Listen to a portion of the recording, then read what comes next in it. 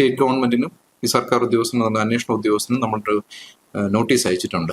അപ്പൊ ഈ നോട്ടീസിനകത്ത് നമ്മൾ ചോദിച്ചിരിക്കുന്നത് 1 ലക്ഷം രൂപയാണ് കോമ്പൻസേഷൻ. ഇവിടെ പല സാമാജികർക്കെതിരെ കേസെടുത്തു, അന്വേഷണം നടത്തി, പല കാര്യങ്ങളും നടക്കുന്നു. ഇതേ സെയിം മോറൽ റെപ്റ്റിറ്റ്യൂഡ് വിഷയത്തിൽ തന്നെ കേസ് നടക്കുന്നുണ്ട്. അവരെല്ലാം അതാത് രാഷ്ട്രീയ പാർട്ടിക്കാർ പറയുന്നത് ആ മെമ്മറി കാർഡ് വളരെ ക്രൂഷ്യൽ എവിഡൻസ് ആയെന്ന് എല്ലാവർക്കും അറിയാം. മെമ്മറി കാർഡ് ഒരു സുപ്രഭാതത്തിൽ ഈ പറയുന്ന ബസ്സിൽ നിന്ന് കാണാതെ പോയതായിട്ടും എല്ലാവർക്കും അറിയാം. മേയർ യദു കൃഷ്ണ വിഷയത്തിൽ വലിയ രീതിയിലുള്ള ചർച്ചകളും കാര്യങ്ങളും നടന്നെങ്കിലും കേസ് നടക്കാൻ തുടങ്ങിയിട്ട് ഇന്നേക്ക് 2 വർഷത്തോളമായിരിക്കുകയാണ്. പക്ഷേ ഈ വിഷയവുമായി ബന്ധപ്പെട്ട് ഇതുവരെയായിട്ടും ഒരു തീർപ്പ് ഉണ്ടായിട്ടില്ല. എന്തായാലും കോടതിക്ക് മുന്നിൽ പുതിയൊരു നോട്ടീസ് കൂടി വെച്ചിരിക്കുകയാണ്. ഈ ഒരു വിഷയത്തെക്കുറിച്ച് ഇപ്പോൾ സംസാരിക്കാൻ വേണ്ടി നമുക്കൊപ്പം ചേരുന്നത് യദുവിന്റെ അഡ്വക്കേറ്റ് ആയ അശോക് സാറാണ്. അപ്പൊ അദ്ദേഹത്തിന്റെ അടുത്ത് നമുക്ക് ചോദിക്കാം എന്താണ് ഈ ഒരു കേസിന്റെ പുതിയ അപ്ഡേഷൻ എന്ന്. 2 വർഷത്തോളമായപ്പോൾ യദുകൃഷ്ണന്റെ കേസ് മുന്നോട്ട് പോകാൻ തുടങ്ങിയിട്ട് അപ്പോൾ ഇപ്പോ ഒരു നോട്ടീസ് നൽകിയിട്ടുണ്ട് എന്ന് പറഞ്ഞു. അതുമായി ബന്ധപ്പെട്ടുള്ള വിവരങ്ങൾ എന്തൊക്കെയാണ്? 2 വർഷമായി ശരിക്കും ഈ കേസിന്റെ അന്വേഷണവും ഈ അന്വേഷണത്തിന്റെ ഭാഗമായിട്ടുള്ള പത്രവാർത്തകളും യദുവിന്റെ ജീവിതം എല്ലാം ഈ ലൂപ്പിൽ കറങ്ങാൻ തുടങ്ങിയിട്ട് ഈ പറഞ്ഞ ടൈം പീരീഡായി. ഇപ്പോ പ്രസന്റ് സിറ്റുവേഷൻ എന്ന് പറഞ്ഞാൽ അവര് കേസിന്റെ അന്വേഷണം, അതായത് യദു വാദിയായിട്ടുള്ള കേസിന്റെ അന്വേഷണം കംപ്ലീറ്റ് ചെയ്ത് ചാർജ് ഫയൽ ചെയ്തു കോടതിയിൽ.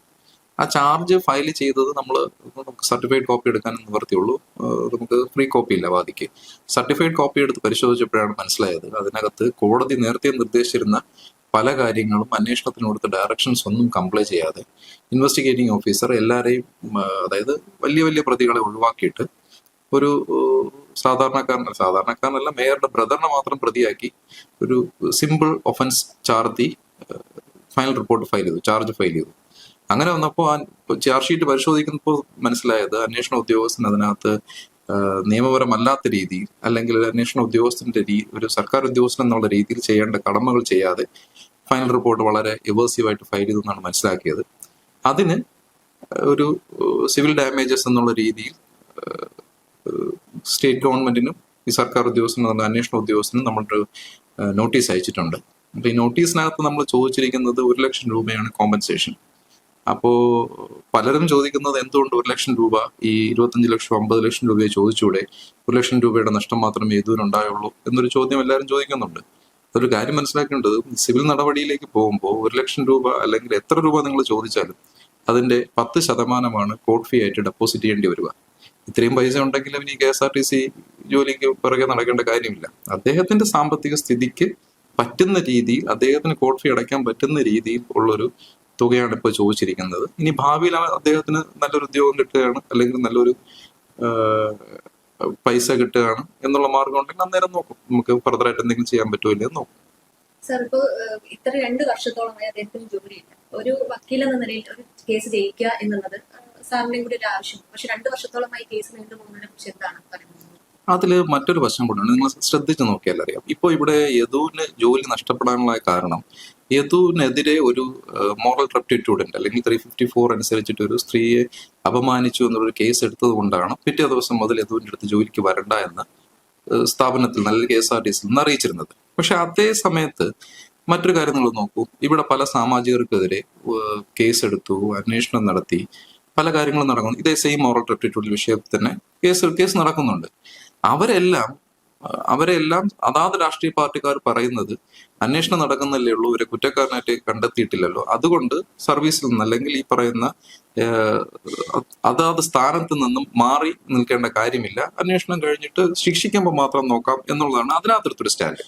അതേസമയം ഈ സാമാജികരെ സംബന്ധിച്ചിടത്തോളം അല്ലെങ്കിൽ ജനപ്രതിനിധികളെ സംബന്ധിച്ചിടത്തോളം അവരാരും പഠിച്ചു പാസ്സായി വരുന്നതല്ല, ജനങ്ങൾ തിരഞ്ഞെടുത്തതാണ്. ജനങ്ങൾ തിരഞ്ഞെടുക്കുന്നത് അവരുടെ വ്യക്തിപ്രഭാവം കണ്ടിട്ടല്ല. ഏതെങ്കിലും ഒരു പാർട്ടിയുടെ ലേബലിൽ ഒരാൾ ഇലക്ഷൻ നിൽക്കുന്നു, അയാൾ ആരാണെന്ന് പോലും തിരിച്ചറിയാതെയാണ് അവരെ ജയിപ്പിച്ച് സാമാജികരാക്കുന്നത്. അതേസമയം ഇവിടെ ഒരു KSRTC ഡ്രൈവർ ആവണമെന്നുണ്ടെങ്കിൽ, എംപാനൽ പോലും ആവണമെന്നുണ്ടെങ്കിൽ എന്തെല്ലാം കടമ്പകൾ കഴിയണം. മിനിമം ഒരു ഡ്രൈവിംഗ് ലൈസൻസ് എങ്കിലും വേണം. ഇത്തരത്തിൽ മിനിമം ക്വാളിഫിക്കേഷൻ ഉള്ള ഒരാളെ ഒരു ദിവസം കൊണ്ട് സെയിം ഒഫൻസിന്റെ പുറത്ത് മാറ്റി നിർത്തുന്നു. അതേസമയം ജനങ്ങൾ തിരഞ്ഞെടുത്തുന്ന ഒറ്റ ലേബലിൽ, പാർട്ടി സപ്പോർട്ട് ഉണ്ടെന്ന ലേബലിൽ ബാക്കിയുള്ള ആൾക്കാർ അല്ലെങ്കിൽ സാമാജികരെ പോലുള്ള ആൾക്കാരും മോറൽ റെപ്റ്റിറ്റ്യൂഡിൽ വരുന്ന വിഷയങ്ങൾ ഇപ്പോഴും തുറന്നു പോകുന്നു. ഇത് രണ്ടുപേർക്കും, അത് സാധാരണ ജനങ്ങൾക്കും അതുപോലെ തന്നെ അധികാരത്തിലിരിക്കുന്നവർക്കും രണ്ടുപേർക്കും 2 തരത്തിലുള്ള നീതിയാണ്.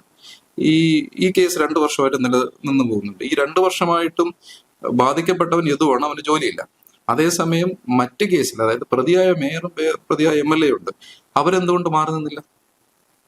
അത് ജനങ്ങൾ ചോദിക്കേണ്ട കാര്യമില്ലേ? അവരെന്തുകൊണ്ട് മാറി നിന്നിട്ട് ട്രയൽ ഫേസ് ചെയ്യുന്നില്ല? അധികാരത്തിലിരിക്കുമ്പോൾ പോലീസിനെ സ്വാധീനിക്കാൻ പറ്റും. ഇതുപോലുള്ള വളരെ നിസ്സാരമായ ഒഫൻസ് ചാർത്തി ഫൈനൽ റിപ്പോർട്ട് ഫയൽ ചെയ്ത് നിസ്സാരമായിട്ട് രക്ഷപ്പെടാൻ പറ്റും. പക്ഷേ കഴിഞ്ഞ 2 വർഷമായിട്ട് ജോലിയില്ല, വല്ലപ്പോഴേക്ക് ഒരു താൽക്കാലിക ജീവനക്കാരനായിട്ട് ജോലിക്ക് കയറാൻ പറ്റിയാൽ അങ്ങനെ ജോലി ചെയ്ത് മകനെ പുലർത്തി പോകുന്നു. ഇതാണ് അദ്ദേഹത്തിന്റെ ഇപ്പോഴത്തെ ഒരു അവസ്ഥ. ഒരു ഒരു വക്കീൽ എന്ന നിലയിൽ നമുക്ക് ഇതിനെതിരെ പോരാടാൻ പറ്റില്ല. അതായത് ഇപ്പൊ പാർട്ടി ബേസ്ഡ് ആയിട്ടുള്ള ആൾക്ക് മാത്രം ജയിക്കാൻ കഴിയും. അപ്പോൾ ഒരു വക്കീൽ എന്ന നിലയിൽ ഇതിനെ സപ്പോർട്ട് ചെയ്യാൻ അല്ലെങ്കിൽ ഇതിനെതിരെ പ്രതികരിക്കാൻ പറ്റിയില്ലേ? പോരാട്ടമാണല്ലോ ഈ കഴിഞ്ഞ 2 വർഷം വരെ നടന്നുകൊണ്ടിരിക്കുന്നത്. ഇപ്പൊ ഞാനും അവരെ പോലെ ചിന്തിക്കുന്ന, അല്ലെങ്കിൽ വളരെ പവർഫുൾ ആയിട്ടുള്ള ആൾക്കാർക്കെതിരെ നമ്മളൊരു പോരാട്ടത്തിന് ഇറങ്ങേണ്ടത് കാര്യമുണ്ടോ ഇല്ലേ എന്ന് ഞാനും 2 പ്രാവശ്യം ചിന്തിച്ചിരുന്നു എന്നുണ്ടെങ്കിൽ ഈ ഒരു 2 വർഷത്തെ പോരാട്ടം വരില്ലായിരുന്നു. നിങ്ങളെന്ന് ഇവിടെ നിന്നെടുത്ത് ഈ കാര്യങ്ങൾ അന്വേഷിക്കേണ്ട കാര്യം വരില്ലായിരുന്നു. പാർട്ടി ബേസിന് എന്തായാലും വേണം എന്ന് തന്നെയാണോ? അപ്പൊ യദുവിന്റെ ചോദിച്ച സമയത്ത് ഇനി ഏതെങ്കിലും പാർട്ടിയിൽ ഞാൻ അംഗമാകുന്നു എന്നൊക്കെയാണ്.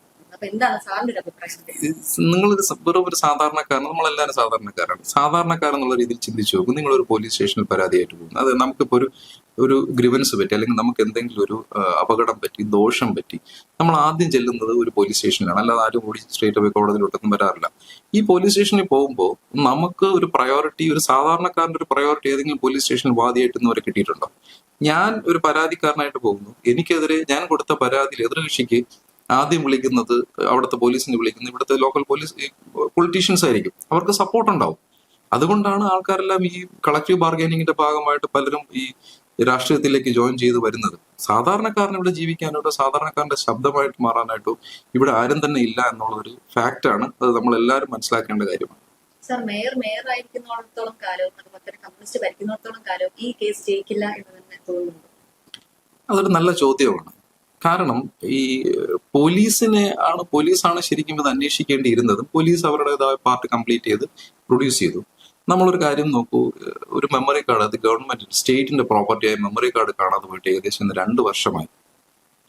അതെവിടെ പോയെന്ന് അന്വേഷിക്കുന്നുണ്ടോ? ഈ അന്വേഷണം ഏതുവരെ എത്തിയെന്നോ ആരും തന്നെ ഒരു വാക്കും പറയുന്നില്ല.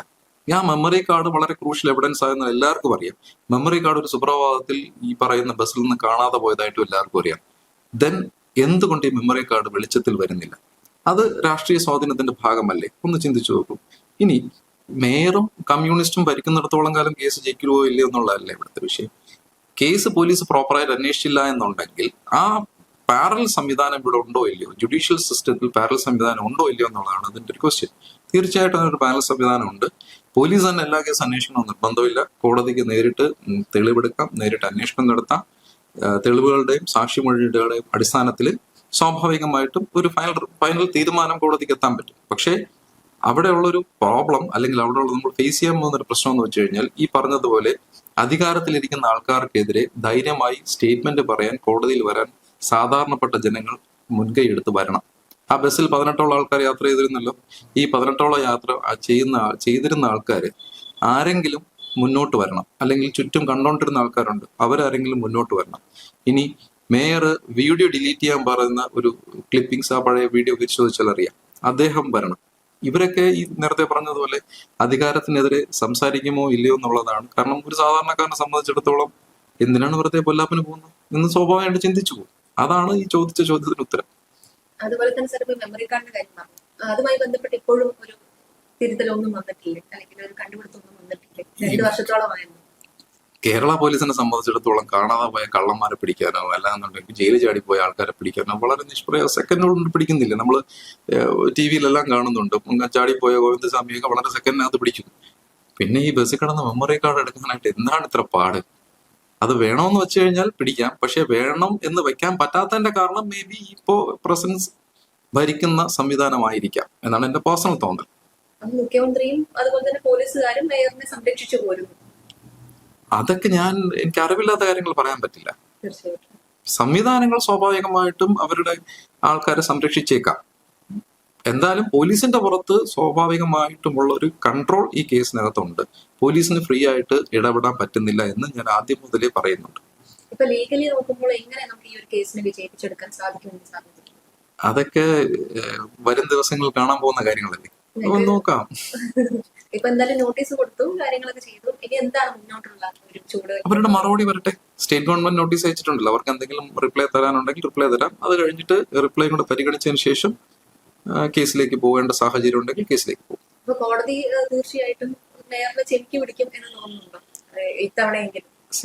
അതൊക്കെ ജനങ്ങൾ പറഞ്ഞു നടക്കുന്ന ചില കാര്യങ്ങളല്ല. അത് കോടതി അതിൻ്റെതായ രീതികളും കോടതിയിൽ അതിൻ്റെതായ സംവിധാനങ്ങളാണ് ഉള്ളത്. അല്ലാതെ ഒരു കോടതിയുടെ ഫ്രണ്ടിൽ മേയർ എന്നോ പ്രധാനമന്ത്രി എന്നോ ഇല്ല. കോടതിയുടെ ഫ്രണ്ടിൽ ഒരു പാർട്ടി, ഒരു പെറ്റീഷൻ അല്ലെങ്കിൽ റെസ്പോണ്ടന്റ്, അതിന് കോടതിയുടെ രീതികൾ, പ്രൊസീജിയർ അനുസരിച്ചുള്ള കാര്യങ്ങൾ മാത്രമേ ചെയ്യാൻ പറ്റൂ. ഒരു കാര്യം ചോദിച്ചോട്ടെ, ഇപ്പോ ഇത്രയും പാർട്ടി ബേസ്ഡ് അല്ല, ഒരു മേയറിന്റെ ഒരു കേസാണ്, അത് എന്തുകൊണ്ടാണ് സാർ എടുക്കാനുള്ള റീസൺ എന്ന് പറയുന്നത്? ശരിക്കും പറഞ്ഞാൽ ഈ യദു എന്ന് പറയുന്ന പയ്യനെ എനിക്ക് പണ്ട് മുതലേ അറിയാം. അവരുടെ ഒരു ബ്രദറിനെ അറിയാം. മറ്റേ അവരുടെ ഫാമിലി മാറ്റർ, ഈ പറയുന്ന ഡിവോഴ്സ് മാറ്റർ പോലും ആ സമയത്ത് ഞാനാണ് ചെയ്തിരുന്നത്. ശരിക്കും പറഞ്ഞാൽ ഈ സംഭവം നടക്കുന്ന സമയത്ത് ഏകദേശം 10 രാത്രി 10 കഴിഞ്ഞ് ഈ സംഭവം നടക്കുന്ന സമയത്തും എന്നെ വിളിച്ചിരുന്നു. സാർ ഇങ്ങനെ ഒരു പ്രശ്നമുണ്ട്, ബസ് തടഞ്ഞു, എന്താണ് കാര്യമെന്ന് അറിയില്ല. പറഞ്ഞ് നീ ഒരു പരാതി എഴുതി കൊടുക്കൂ, പോലീസ് സ്റ്റേഷനിലാണെങ്കിൽ പരാതി എഴുതി കൊടുക്കൂ എന്ന് അന്ന് സംസാരിച്ചു തീർത്തു.